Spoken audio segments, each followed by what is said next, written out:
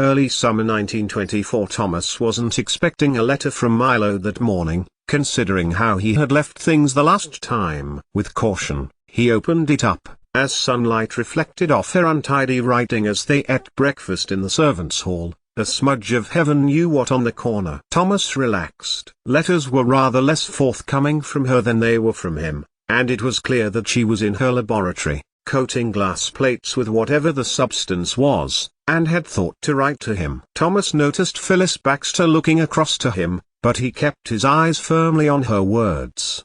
Dinner at the Cavendish. And then Friss entertained us all with the scintillation tubes that he had managed to tune, giving us free yak. "What have you there?" asked Baxter. Bates looked up, and glanced to Thomas, but still he said nothing. "From Milo," Daisy enthused. "I can tell from her handwriting." She picked up her teacup. "Milo, his friend," Bates supplied. Thomas glanced over the top. The words and HB came over, with Dirac. "It seems he and P are friends, for which I'm glad. Oppenheimer never seems happy," filling his vision. Nor should he be, by the sounds of it, Thomas thought. Imagine if he was as incompetent as that man was in their laboratory. What would a footman version of Robert Oppenheimer be, who was clearly a brilliant theoretician, by all accounts, but could not make the practical work do what he wanted? He was glad that Milo was happy, especially considering the bad mood he had been in when he had left that morning, 2 weeks before. But Milo did not see what he could, and inviting Werner Heisenberg, HB, to her rooms when he had gone off with Blackett, had made Thomas lose his temper with her. The man,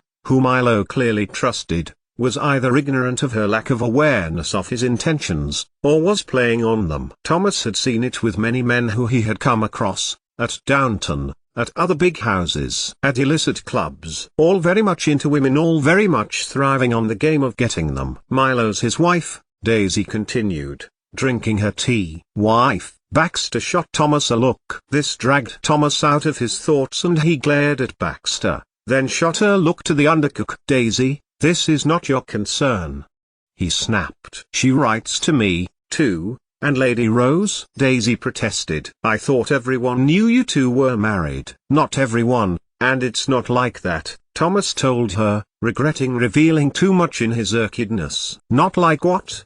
asked Daisy, but Thomas ignored her and went back to her letter. After everything, and her letters were unchanged, just as strange, just as informative as they always were. Had it been a genuine desire to see Milo, that had made him visit Cambridge? Was it some sort of defensiveness, or that he didn't trust her, or that he didn't trust Rutherford and Chadwick, who had promised she would be safe in their care, when she had returned from her fall, and miscarriage of Tom Branson's child, acquired with no consent on her part, but on his? Every desire to capitalize financially. It had been most of those things. But ultimately, on the 2 days Lord Grantham had gifted all the staff that Easter, to be taken at different times in order to least affect the running of Downton. The overriding motive for visiting Cambridge was Patrick Blackett. When Thomas had arrived, Milo had been working, and he waited for her at the Cavendish,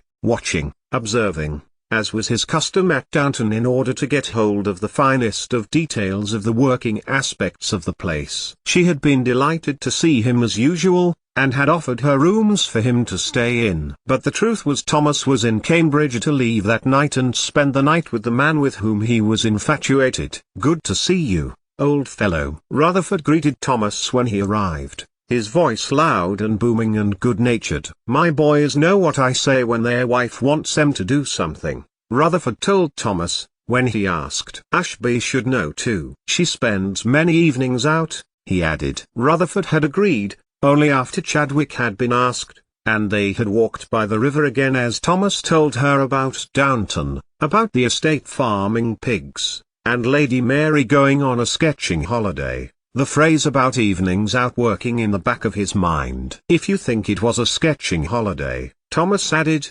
pulling out his watch and checking the time. "Nearly tea time, although it was called dinner down here. Nowt so strange as folk." "You are well?"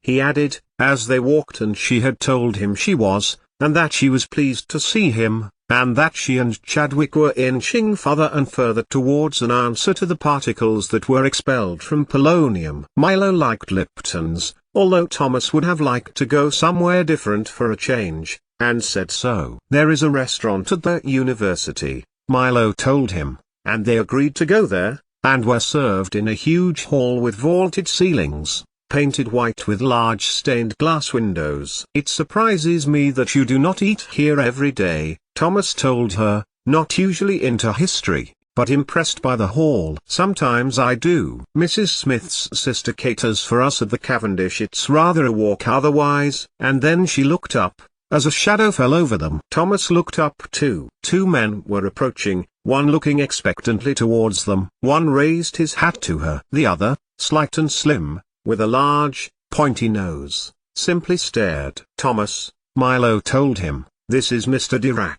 She glanced to the slight man. Thomas got to his feet and put out a hand. The diminutive man looked at it for a second as if he had never seen hands before, and then shook it. Beside him, Werner Heisenberg held out his hand. Pleasure to meet you again, Mr. Heisenberg, Thomas told him. And to you, too, Mr. Baroff, he replied as Thomas shook hands with a man who was going to have a bearing on the rest of his life. Barrow, Thomas corrected, then gestured to the chairs between him and Milo. Won't you join us? Thomas asked, and the two mathematicians did, Milo beaming as her friend sat beside her. What is university like in Germany, Mr. Heisenberg? Thomas asked. I understand from Milo that there was a conference where German scientists were not invited. He was stirring, that was true. But Heisenberg did not seem to understand, and answered honestly. Yes, the Solvay of 21, Heisenberg told him. Dinner was served to them all, a privilege at Christ's, and Thomas leaned back so the plate of fish and boiled potatoes enveloped his face. Both Heisenberg and Dirac seemed to be enjoying some sort of cutlet, lamb, possibly, with spring greens and carrots. While I understand the sentiment, I cannot rationalize science being drawn to national lines. What is science if it is not a sharing of mankind's understanding of the world, in order to improve it? Then what was the point of the war we just fought? Thomas told him, making sure his left hand was on show. I was too young to have fought, Heisenberg replied, but I would have, for my country as, clearly, you did. Heisenberg inhaled, and glanced to Milo. But I agree with you. What was the point? Thomas nodded, but said nothing. Though I can understand about the exclusion of Haber, Heisenberg continued. After his wife, with the taking of her own life. His enthusiasm for making weapons of war. War, all war, is to be regretted, I say, Heisenberg continued. What do you say, Mr. Dirac? Heisenberg turned to his companion. There was a long pause, as Paul Dirac seemingly considered the question. Then again, thought Thomas, he might simply not have heard H.B., or had an opinion of him. Milo had told Thomas that Chadwick and Cockcroft had waggishly denoted that to Dirac could be defined as the uttering of one word per hour. I wish I knew what she was doing, Daisy continued, returning Thomas to the present. It was because of her I thought I might get my qualifications, see where they lead me. Late nights, Mrs. Batemore told her, and early mornings, and a brain filled with heaven knows what. Daisy looked at her plaintively. Look what she's done, Mrs. Patmore, Daisy protested. You want to be like Milo Ashby, Mrs. Batemore declared, watching Thomas's eyes flicker towards her for a moment, and she said nothing more. But Milo had seemed to have changed from the child, the young woman he knew. She knew more about the world, had learned it, Thomas supposed, than even the last terrible time she had had at Downton. It was that man, he was sure of it. Werner Heisenberg, what a name! Milo had christened him H.B., after his surname, and it stuck with Thomas, and a German to boot. Although Thomas thought, had Milo not been in the equation, so to speak, he might get on with the dry-witted charmer, who came with them to the illegal club in the basement of one of the buildings at Cambridge, always moving evade detection, although Thomas was convinced many blind eyes were turned to it in any case. This time, a caretaker cellar had been commandeered at St. John's College and, after returning to Milo's rooms, Blackett came over with HB in tow, inviting them out. She had changed, Mrs. Patmore, Thomas told her. Grown up, as you said she must, eventually. She'll be 21 next year. Beside him, Mrs. Hughes sighed. Only 21? She murmured. I forget how young she is, Mr. Barrow. Yes, very young, Thomas concluded, as he thought to Milo, and what she had already achieved in her short life, a reading of her brother's work, in order to allow him to get his postgraduate degree posthumously, work at Manchester's Victoria University under Rutherford, and then her move to Cambridge, and her own degree, research papers to her name, and her own postgraduate degree in the making, research work abroad. And it had been that, amongst other things, which had become the argument. And a thoroughly pleasant young lady, with morals and a wit, and honesty, and a likeable nature. A similar character to Ernest, and certainly with her brother's determination and brilliant mind. Thomas put down the letter again and looked through to the kitchens, not looking at anything in particular, but remembering that day again, at the four of them sitting at the table, and Thomas doing everything he could to assert himself on behalf of Milo,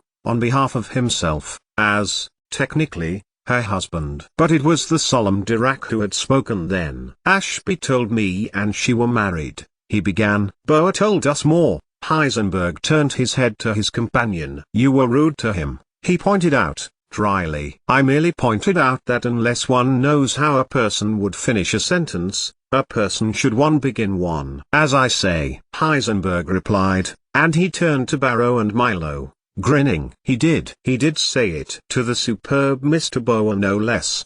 He laughed. With whom you stayed, in Copenhagen? Thomas asked, though he knew the answer. Of course. Yes, Milo agreed, brightly, giving Heisenberg a smile. Thomas noticed. Many of us stayed, Frisk too. And HB. HB. Thomas asked, often remembering when he had first heard Milo give him her nickname for him.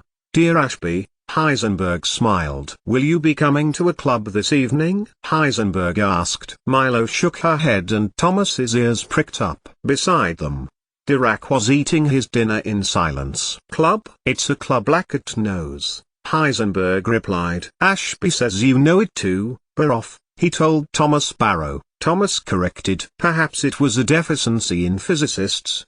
One bizarre character flaw. And under normal circumstances, Thomas might have got on with the witty, dry-humored mathematician, joking about the mistake with his name. Yet, he could see the looks Milo was receiving, and might imagine other gestures of affection if only he, Thomas, was not present. You might come along tonight? Heisenberg asked Milo. Not me, I am tired, Milo told him. Tired your wife out, off. Heisenberg grinned. Indeed. And then it was Thomas's turn to remember Copenhagen for them. I heard about a football match, Thomas told them. I liked football, as a child. And he had. Until the other children found the game of teasing him, which grew worse, and grew physical, until gangs of children roamed the slum streets of Salford looking for him. Thomas has discovered the marshes then, and Albert Leon. The first time English and Germans have been on the same team, I'm told. He added, the dig being deliberate. Visiting academics against the Copenhageners, Heisenberg clarified. Boer and his brother are both superb players. And yourself? Heisenberg tried to look modest. I play a fair game, Friss. Well, he was a surprise. I did not expect that from a concert pianist. Heisenberg looked to Paul Dirac. Do you play, Dirac? Heisenberg asked his friend. It took a while for the mathematician to look up number and looked back down to his dinner again. Neither does Oppenheimer, being American, I believe. But this caused Dirac to look back up to them all. I feel sorry for him. He is a theoretician. He does not suit experimentation. A lot of words from Dirac. But he fell to examining his dinner immediately afterwards. He should come back to Germany with me, Heisenberg said, to the Kaiser Wilhelm Institute for Physics. Max Planck would welcome him. And when will that be? Thomas asked him. Heisenberg gave him a curious look. When I can convince Ashby to come with me. And whether he was serious or not, Thomas could not tell. But what he did sense was that Milo, having enjoyed her time in Denmark, wanted to meet more physicists. I am sure she will not need much convincing, he told them, and saw Milo beam. And Milo had gone on to urge Heisenberg tell of his love of the outdoors, with the Pathfinders, and of music and art, and HB had told them of their walks and camping in the Black Forest and the Hartz Mountains. "Why did you sit there and let him say those things?" Thomas asked her, when HB and Dirac finally left. They were crossing the grass outside the refectory, 5 minutes from her rooms. "What things?" she asked. Thomas shook his head, and did not answer. Milo was clearly unaware. "Are you coming tonight?" he asked her. Milo was about to reply, but saw his expression. Thomas wanted to go, and that was important enough. "I could my calculations there, I suppose," she told him, knowing it was Patrick Blackett who Thomas wanted to see. "Yes, all right," Milo agreed. And Heisenberg had been there, too, amongst the men, dancing and drinking, jazz being played. Was that what Rutherford was referring to? Milo had been out with Blackett, and HB had gone with them. But his anger rose exponentially when he saw, as he was heading to Milo's room, the clear figure of Werner Heisenberg, leaving Milo at the door, hand extended in his. There were many conclusions Thomas Barrow could come to, but of course, he came to the worst one. And it had been Milo who, when Thomas came back, was still in her evening clothes, a cup of tea in hand as she opened the door to him, had brought up Germany, and her possibility of going. It did make little difference to Thomas, whether she was abroad or at Cambridge, for the prestige it brought him was good. Milo had begun to talk about a woman, Elise Meitner, who was the aunt of Otto Friss, and a physicist who had worked with Rutherford, at McGill University, in Canada, and was also at the KWA. Thomas recalled the name, for Milo had mentioned her before. Elise Meitner. "It would not be for long," she began, as she offered Thomas tea. "I would like to study there, see what insights I can bring back. Both and Becker have already determined the extra nuclear mass is not a proton and electron combined, and I would be able to talk to them, see what they did." In Germany, Thomas had begun, his anger rising from her bringing back HB to her rooms. "And Friss and Chadwick are going with you?" "Friss, yes," Milo explained. "And Abbey has expressed an interest in going there. To be honest, it would be a relief to Rutherford and Blackett. I have done my best to help him." Thomas, tea in hand, strode around Milo's living room, glancing out of her window now and then, as the plane trees took the morning wind. "I am sure you have, but he is still not as good as we need," Milo confided. "Dirac's right, he should have been a theoretician. But his father has donated money to Christ's, much needed money." "Ah, here we are," thought Thomas, watching two women, carrying baskets, duck into one of the university buildings. Americans, bailing out ancient British institutions and sending their people over to remind us of it. "And HB, he's going back," Milo told him, in a tone that she hoped would pacify him. But Thomas turned sharply, his eyes on his wife. "And he was in your rooms because it was the wrong thing to begin with, and it only got worse from there. For the same reason you went back with Blackett." Then Milo looked away. She had chosen quite the wrong words, and she knew it. "You, and Werner Heisenberg." Milo stared at him with wide eyes. "No." "Yes," she protested. "I mean..." She shook her head. "HB and I were merely talking." Milo dipped her head, then looked at him, plaintively. "Not the same as you and Blackett." "I do not wish that," she reiterated. "Goodbye. Alban," Thomas quoted, harshly, his tea sloshing over the edge of the cup. Milo watched it splash on the brown, thin carpet. "What does that mean?" "It means friend," Milo told him. "He wanted to talk." "At first, he wanted to talk," Thomas clarified. "And the German for friend is not Liebeln, it is Freund." He shook his head. "After what happened last time, Milo." And this time, she froze, and said nothing. "If you do not trust me, I cannot help that, but I have done nothing to invite your doubt, Thomas." "Nothing?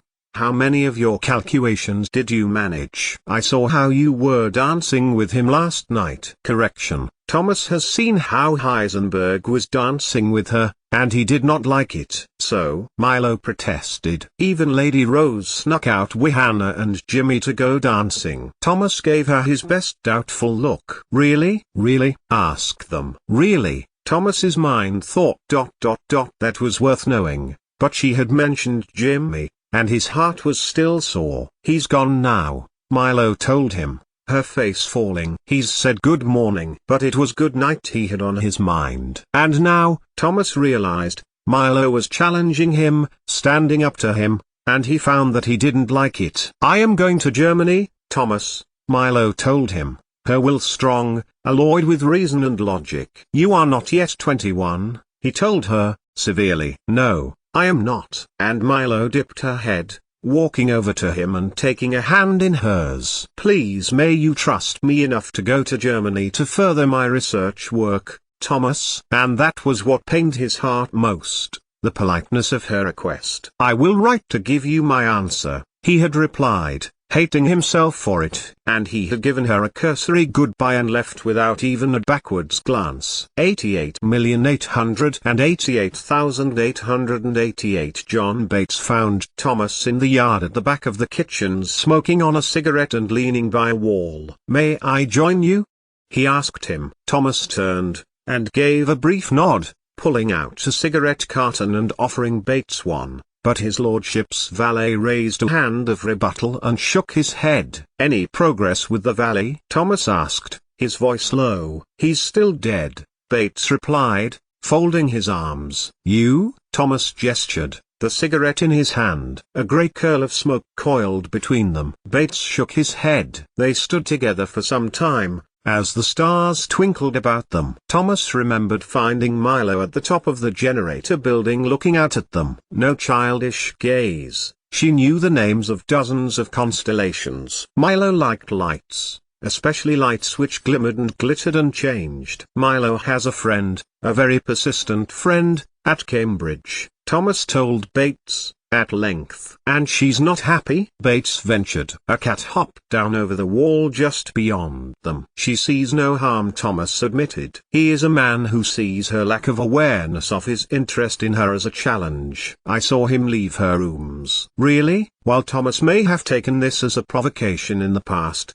just now, Bates sounded genuine. She would not see it as a problem. She is surrounded by men at the laboratory all the time. She does not see the danger, even after B, but Bates put a cautionary hand on Thomas's arm. Don't say it, Bates advised. I worked it out after we last talked. I can see it now, acting helpful, crossing boundaries that she cannot see. Yes, Thomas agreed, sucking hard on his cigarette again. Exploiting her for his governance, and money that would go with it. I admire your restraint, Mr. Barrow. I really do. I would be out in my ear if I lost my temper, Mr. Bates. I am trying to avoid that course. But Thomas broke off. She has her own life, a place where I just cannot go. She is growing up, Thomas, Bates told him, a rare use of his first name. Isn't that what you always wanted for her? Yes, yes, Thomas agreed. But, lately, I have wondered whether I could. He inhaled on his cigarette deeply. What? Bates shifted his weight to ease the ache in his leg. More like a proper husband to her ...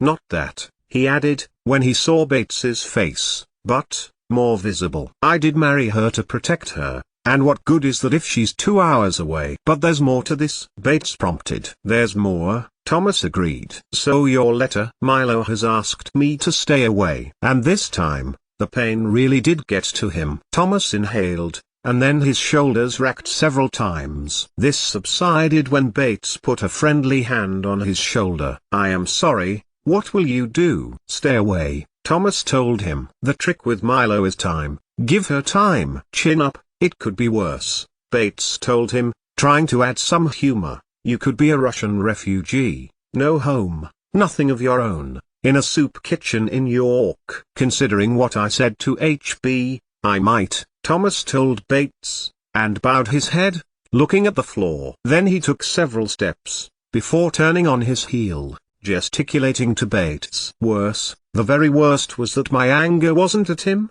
Ha, I might get on with him under different circumstances. But because it was for her rapist, Bates told him. Thomas looked up at him, the first time he had considered the severity of what Branson had done to her. "I would go to hell if it can't getting back in her favor. The look she gave to me." And then Thomas said nothing else at all. Instead, Bates left Thomas as he began to pace, sporadically, about the yard.